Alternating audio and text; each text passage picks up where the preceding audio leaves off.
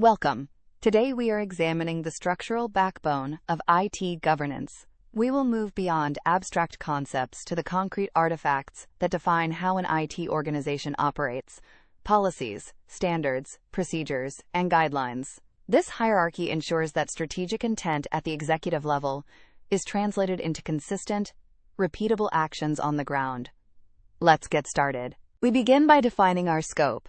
IT governance isn't just about board meetings, it is about establishing a framework of control. As defined in our sources, governance ensures stakeholder needs are evaluated to determine objectives, and then direction is set through prioritization. To do this effectively, we use a specific hierarchy of documentation. Think of this as a pyramid. At the top, we have policies, which are high-level mandates. These flow down into standards, which set specific boundaries. Finally, we have procedures, the step-by-step instructions. Understanding the distinction between mandatory controls, like policies, and discretionary ones, like guidelines, is critical for any IS auditor or manager. This diagram visualizes the flow of authority.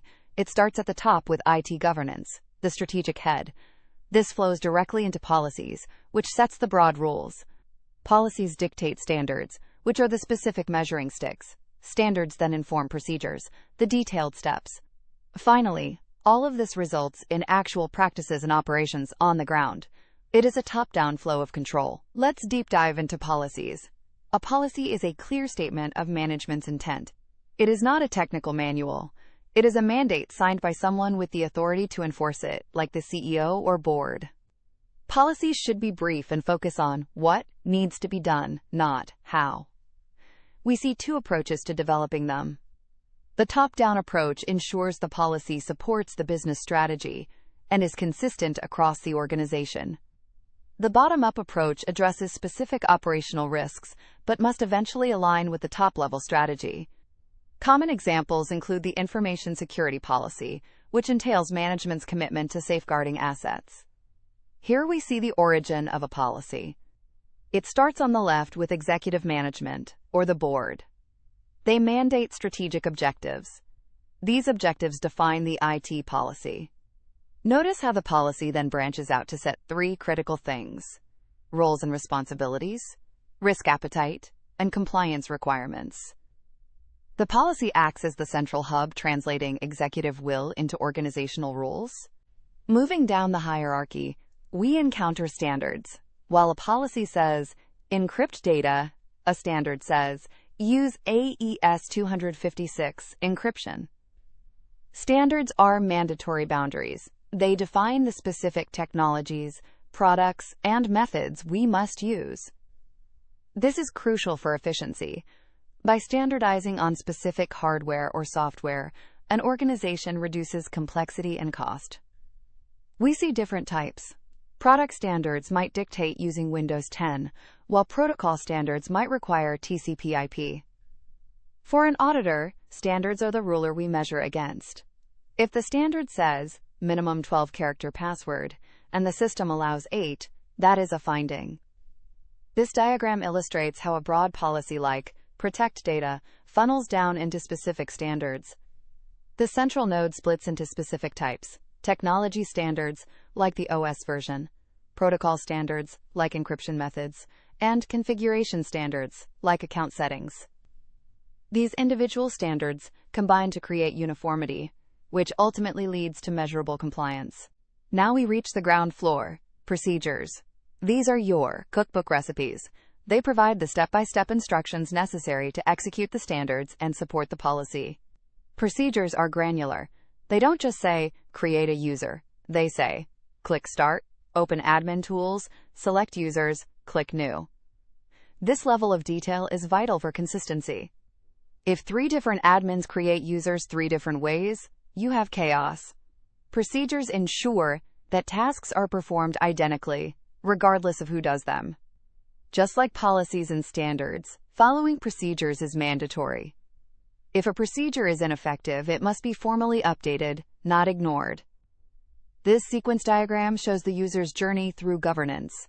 The user first consults the policy, which gives a broad rule like, access must be controlled.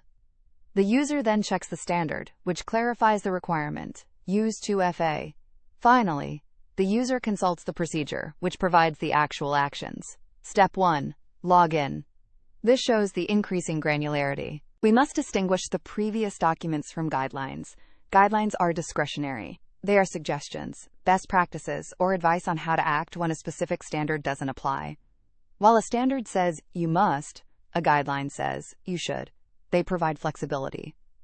For example, a guideline might suggest, it is best practice to reboot the server weekly, but it isn't a mandatory requirement. However, auditors should be careful. Relying only on guidelines without firm procedures can be a control failure, as it leaves too much to individual choice. This decision tree helps classify documents. We start with a governance document.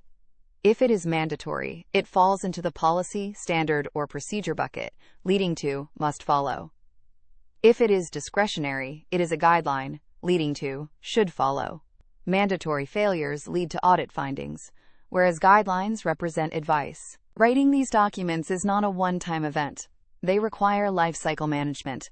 Governance documents must be developed, formally approved, published, and crucially maintained. Best practice requires an annual review to ensure they haven't become obsolete due to new technologies or threats. If a policy changes, who approved it?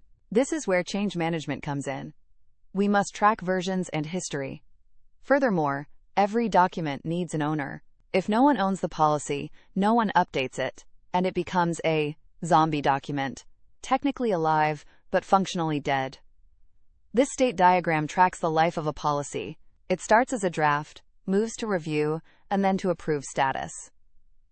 Once published, it enters a cycle of periodic review. If changes are needed, it loops back to draft. If not, it stays published. Eventually, it may move to retired. This cycle ensures documents remain relevant. A policy in a drawer governs nothing. Implementation and communication are vital. Management must ensure these rules are integrated into actual business processes. You cannot just email a PDF. You need training and awareness programs to ensure staff understand their responsibilities. It is standard practice to have employees sign off on critical policies like acceptable use. These documents must be easily available. If a user can't find the procedure, they can't follow it. Ultimately, this builds a culture of compliance, driven by the tone at the top, set by leadership. This journey map visualizes the rollout. It begins with creation, drafting, and approval by management. It moves to deployment, where IT publishes, HR communicates, and staff receives training. Finally, we see compliance, where staff acknowledges and, hopefully, adheres to the rules. High scores indicate successful steps. Finally, how do we audit this? The auditor's job is to verify reality against the rules. We start by gathering evidence. Does the policy exist? Is it current? We then perform compliance testing. We don't just read the procedure. We observe the staff member performing the task, a walkthrough. If the procedure says, click A, and they click B, we have a finding. We look for gaps where practices deviate from documentation. Remember, in auditing, if it isn't documented, it didn't happen. We report on non-compliance, missing policies, or outdated standards. This audit flow is simple. We start by reviewing documents. If they are missing, that is an immediate finding. If they exist, we review the content. Then we move to observation. If the action matches the document, the control is effective. If there is a mismatch, we have a finding of non-compliance. This logic governs the audit of policies and practices.